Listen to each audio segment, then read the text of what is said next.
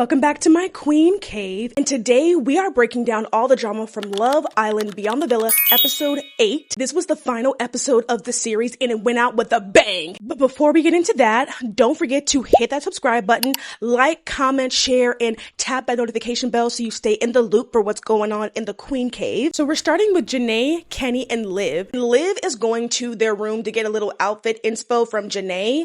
Meanwhile, she's just reminiscing about how much she loves Miami, how much she considers it her second home since she's from Australia and they have some similarities, and she's just really enjoying her time out there. We then get over to Serena's penthouse and she's hosting a breakfast for everyone to enjoy. Miguel arrives first without Leah, saying she didn't feel well, she wanted to stay in her room and rest. I'm wondering, does that have anything to do with the important meeting she had from the last episode that had her missing the fashion show, I wonder? The rest of the crew arrives, and when Aaron and Connor go upstairs to the pool to start eating their breakfast, Connor tells Aaron that Kaylor just arrived, and Aaron is so unenthused. He's doing whatever he can to keep his distance from Kaylor at this point. Serena tells the group that she invited Cassidy to join them, and we had to get a little reminder as to who she was, because I didn't remember who she was by any means. We get a quick little flashback of her in the villa, and she was actually coupled up with Miguel. So I was wondering, like, will that cause any type of a conflict with Leah and Cassidy since she was coupled up with him? I don't think so, since that has happened since last year. They were only coupled up for like 10 seconds, and now Leah and Miguel are in a relationship that seems to be strong and healthy. So I don't think there will be any drama, but I thought it was interesting that she was invited, and I'm still confused as to why she was there, but I digress. While everyone is eating upstairs together by the pool, Kenny gets a call from his dad, excuses himself from the group. And while he's upstairs on the phone call, his dad lets him know that his stepbrother, Gabe, is actually in the hospital and he's in critical condition. Gabe has epilepsy. He regularly struggles from getting seizures, but this time it was a massive seizure and it has landed him in the hospital. As Kenny is getting this news, he starts to get emotional, he starts crying. Janae actually starts coming up there to check on him. He sees that he's emotional. She immediately goes over there to try to comfort him,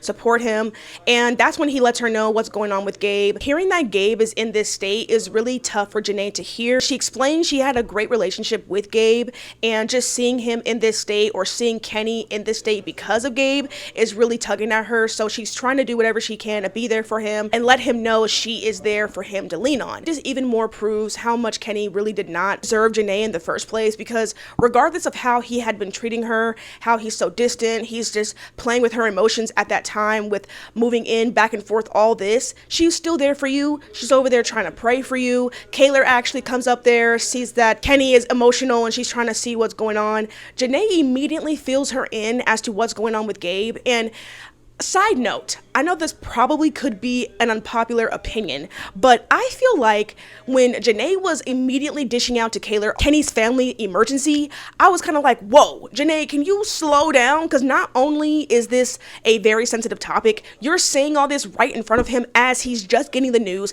as he's trying to wrap his mind around what's going on. I don't think he would want all of his family business to be exposed like that. So I was kind of like, what are you doing, girl? But then again, it's like, it's Kaylor, and she's able to easily connect and relate to how Kenny is feeling because she's still going through the loss of her grandma. So she does join them. They do have a little group prayer, and Kenny does appreciate the love and support. The group now heads down to the beach, and Cassidy joins them. She starts catching up with Kendall a little bit. Aaron and Connor start playing with this toy bat and one of those balls used to use in PE with all the holes in them. I know you know what I'm talking about. So as they're playing with the ball back and forth, Kaylor takes it upon herself to get up, take the bat from Connor, and start like playing with Aaron, I guess. And that is her way to try to pull him aside so they can have a conversation about the issues they've been having recently. She tries to apologize for Aaron for getting him involved in that whole fight her and Liv had at the restaurant the other day. She also apologizes for the argument they had at Saddle Ranch. So she's just trying to clear the air, but Aaron immediately standing on business. He bluntly tells her she made herself look stupid. Damn. I'm sorry. He actually gives us a little 411 on some behind the scenes footage that we didn't get to see. He's referencing the conversation him and Kaylor had after they got done with the table tennis at the country club. And he says that when he invited Kaylor to go down to Venice to get away from the city, just have someone cool to hang out with as a friend, she told Aaron, I don't want to hang out with you one-on-one because I'm afraid I'm going to start catching feelings. And Aaron is like, oh no, I won't let that happen. And she goes, well, I'm already catching feelings. Hello? Torin, are you hearing this? Aaron tells Kaylor that Torin would not appreciate hearing those comments, and he tells her the way that she's been moving behind Torin's back is extremely disrespectful to him and whatever relationship they have. And of course, she freezes up. She was over here stunned. She was too stunned to speak. She didn't have anything to say because she knew he was right. The woman was too stunned to speak. Kaylor is trying her hardest to gaslight Aaron. She brings up the conversation they did have at the table tennis where she says that they had this vulnerable, open heart-to-heart moment, and I don't know if he's trying to mix up what I was trying to say. Okay. She also tries to say, oh, well, me and Torin weren't at the level in our relationship that we are now than we were back then. So whatever I was doing back then wasn't considered disrespectful to him. What? When she said that, I was like, wow, girl, you're really trying to do whatever you can to try to validate or justify whatever you were doing to make it seem like you were not being raggedy, trying to have Torin around while you're still trying to get with Aaron. She completely tries to bypass the whole comment Aaron made about her saying that she's already catching feelings for him by trying to say, oh, you're so wrong for bringing this up right now when you know I'm going through so much. And he says when he was going through the loss of his grandfather and she knew all the things he was going through, she tried to put him on blast anyway, and that resulted in all of this negative backlash that just added on to what he was already going through, dealing with the loss of his grandfather. So it's just like, Kaylor, don't even sit over here and try it. You did that to Aaron. Now you can see exactly how it feels. You don't like it. Sorry. Treat people how you want to be treated, and you won't have to worry about that. Next! So once she starts running out of ways to try to gaslight Aaron and she sees that he is not budging, she stops mid-sentence and she goes, you know what?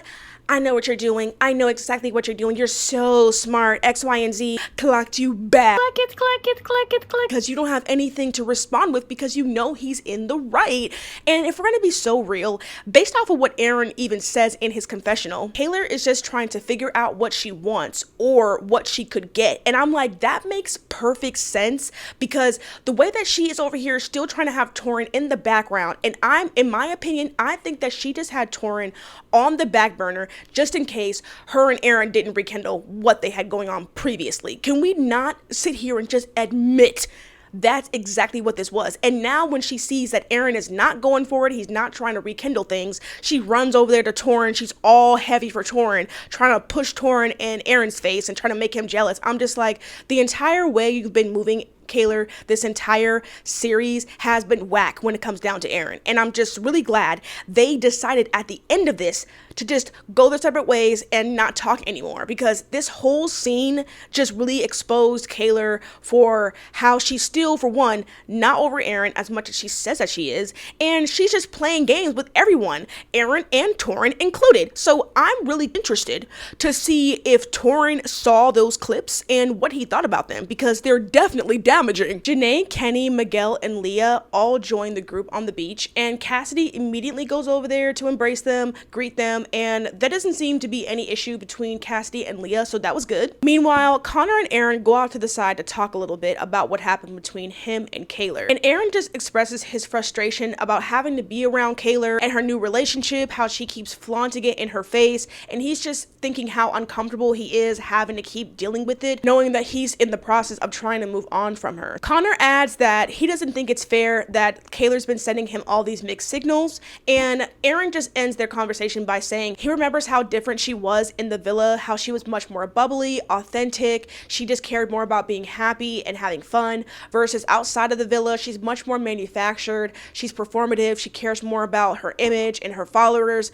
and he just doesn't like who she's turned into. Overall, he just regrets trying to form a friendship with her, and he wishes he would have just left that in the past. As far as with Kaylor, she's over there talking to Kendall, and Kendall's asking Kaylor how did their conversation end up escalating so quickly to which she says she's not sure where his anger is coming from, but she's at a point where she wants to stop having irrelevant people like Aaron in her life, and she wants to move on for good. And I was like, if that was the case, you wouldn't have been doing anything that you were doing with Aaron behind Torrance back, Kaylor. But I guess we're not going to talk about those things that actually are the biggest issue here. Now we get over to Aaron's apartment, and he has his mom and grandma there to visit him for his birthday. They immediately want to get some 411 on what's been going on between him and Kaylor. Aaron explains to them they're not in a good place. They had a big blow up on the beach the other day, and he's explaining to them how she's been all flirty with him, knowing she has a boyfriend back home, and how it's just not been making him feel comfortable. Connor is actually planning a birthday party for Aaron, and we actually find out it's Aaron's send-off party. Since he is going to be going back to the UK, he decided not to stay out anymore in Venice.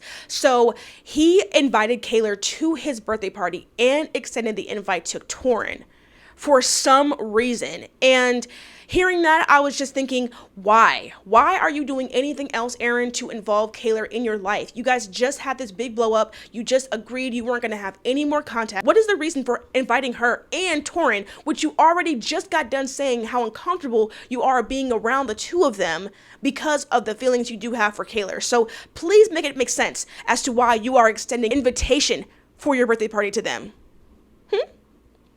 I didn't think so.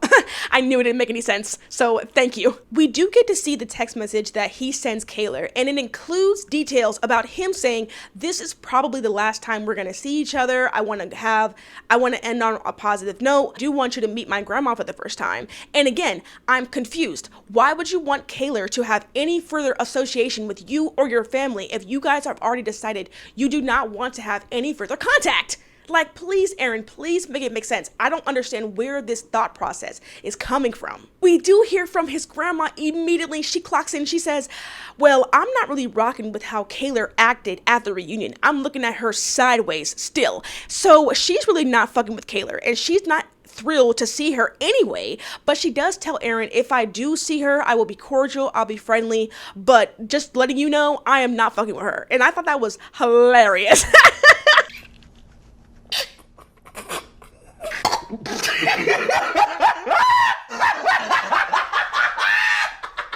So now we get over to Liv. She has a photo shoot booked. It's for an Australian magazine. So she's really trying to get her feet wet to see what she really likes to do to start going down that route. She thinks that fashion will be good for her, so she is excited about the photo shoot. As she is doing the shoot, in comes Connor for absolutely no reason. I'm confused once again. Why is Connor in this scene?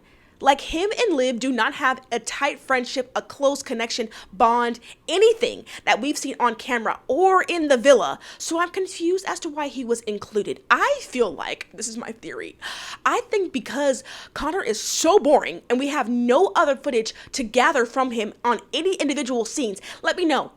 How many individual scenes did we get from Connor this episode? I'm waiting.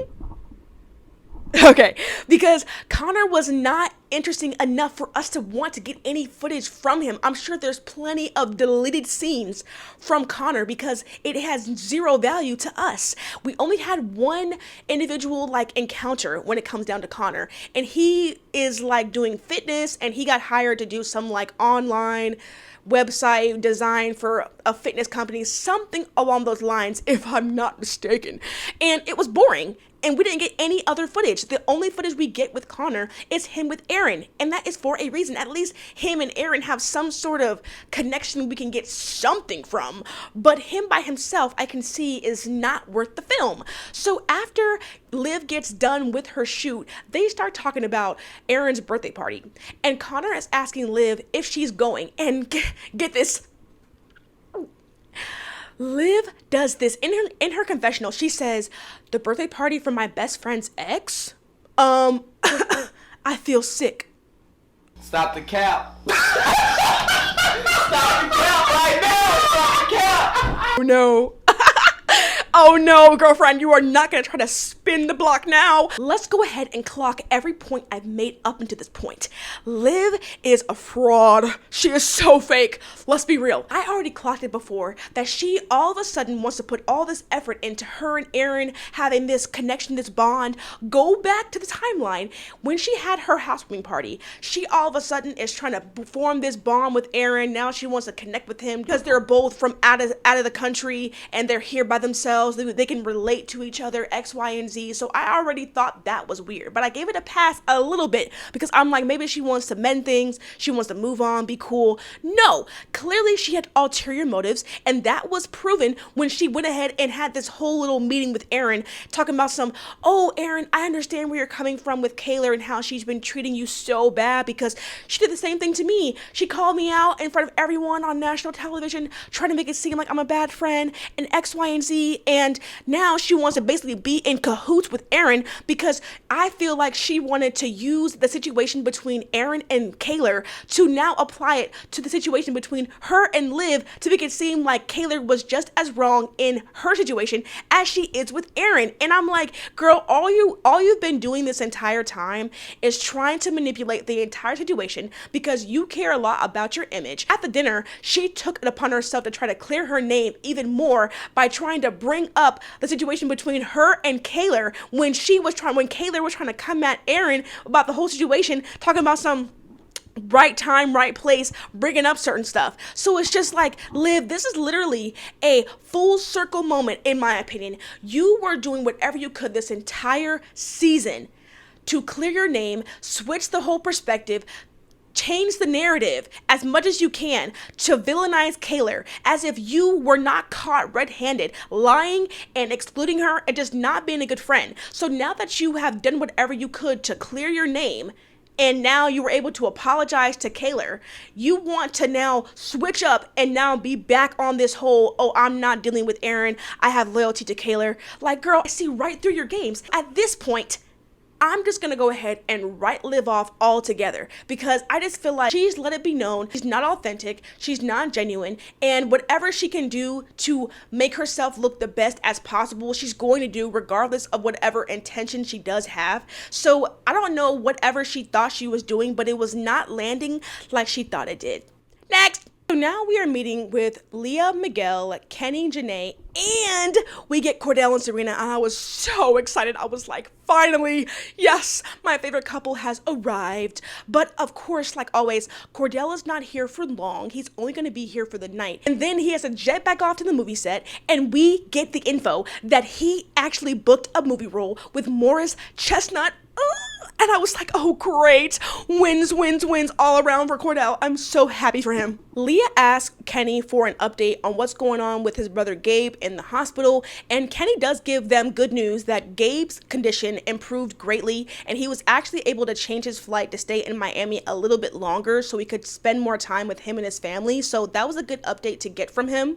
But then that allows Leah to make a connection to the health issues and health scares she's been having and how much it has helped her change her perspective. It's just making her want to focus more on being happy, focusing on what she's grateful for, and just understanding that life is super short. So she's trying to do whatever she can to make the most of it. Serena gives an update on how she's been dealing with her anxiety, and she does say that she's in the process of finding a therapist that is right for her. And she explains how difficult it's been for her to find the right person because she's not in her hometown. So she's in the process and she's making those steps to make sure her mental health is at her top priority. So I'm glad she's taking care of herself, and it's something that I can definitely relate to and connect to as well. I also struggle with anxiety, and when it does start to flare up and it gets triggered, I had a really difficult time getting that under control until I also found a therapist that worked for me, and it definitely did wonders for me in my life, helping me to really understand where the anxiety comes from, what different methods I could take in order to subdue it, and how to get it under control just in the long term going forward. So it was really helpful for me. I do do think it'll be great for her, and I'm glad to see that she's taking those steps. Kenny is then asked what his plans are now that his lease is expiring in Dallas, and he says he doesn't have a plan as of yet. He's considering moving to Miami. He mentions Vegas, and the second he does, Janae's face lights up because she's thinking that he's entertaining the idea of him moving in with her, which we already know was just a whole bunch of bullshit anyway. Just trying to put up this act as if he's just so indecisive as to what route he wants to go. And I'm just like, we already know what the issue is now, Kenny. You've been exposed. Ever since we've gotten the information as to what Kenny did to Janae, every time I see it on the screen, I'm just like, you're exposed. Expose him again. Expose him again. I do not want to see Kenny on the screen ever again. And I'm glad this is the last time we will see that bozo on our screens. Janae gives a rundown on the rest of her summer plans. She says she has to go back home for a little bit to pack up to go to France for some business opportunities with Leah, and that runs into a problem with Miguel because his visa is in the process of expiring and he may not be able to travel with Leah because of that. This then gets them on the topic of figuring out what they could do to remedy those visa issues, and Janae suggests that they get married so Miguel can have a green card and stay in the States, X, Y, and Z, which Leah and Miguel just laugh off. But in their confessional, Leah says that she doesn't think her and Miguel would last long distance. And I was surprised to hear that because they seem like they're a solid couple. So I'm wondering, what do we not know or what do we not see behind the scenes that is making her say that now? That was really surprising to hear for me. So now it's time for Aaron's birthday party. Aaron, his grandma, and his mom all meet up at this hotel where the party is at. They have the rooftop reserved. So they go up there, wait for his guests to start showing up. And once they start filing in, Aaron's grandma asks Kenny, Connor, Kendall, how they've been enjoying being outside of the villa, how they've been enjoying how much the show has changed their lives. And they say that it's been a wild ride, but they are appreciative of all the opportunities that have come to them since getting out of the villa. And to the side, we see Aaron and Kenny having their little chat. And they're talking about Kenny's plans to move, what he wants to do. And again, Kenny is trying to play this whole game of, oh, I don't know what to do. He says he knows what he should do versus what he wants to do. And that's why he's at a crossroads and he's having such a hard time deciding. And we're just like, again, we see right through your bullshit, Kenny. You never wanted to be with Janae in the first place anyway, clearly from what we see. So I don't know why you were trying to keep up this act, because it doesn't even seem, the way you're saying these things and the way your body language is coming off, it did not sell. It did not sell anyway. So yeah, I was ready to skip this whole scene because I don't give a damn. We don't give a damn. It's irrelevant. It has nothing to do with the real time. So next, Aaron's mom and grandma then ask Aaron if Kayla is going to be showing up, which Aaron responds, most likely not, since the party is almost over. She hasn't texted or anything, and she hasn't responded when I did invite her. So let's not expect her to come.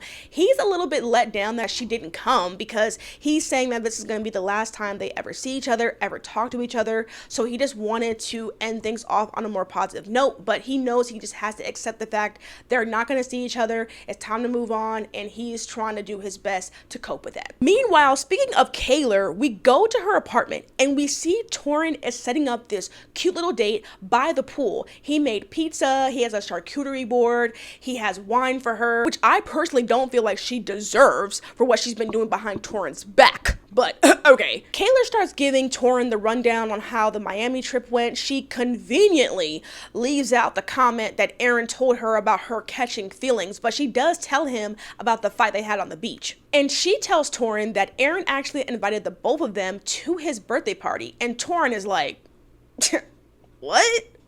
I would never go to that. I was like, oh, I didn't know that Torrin had so much, disdain or dislike towards Aaron like that. I thought he was just playing it cool, but I understand why he would feel that way with Aaron being around his now girlfriend and X, Y, and Z, but I was surprised to get that response from Torrin, which Kayla tries to talk about some, oh yeah, we would never go. Why would we be involved? Why would I be involved with Aaron and meeting his family? That's a serious thing when I'm trying to move on. I'm like, Kayla, save it.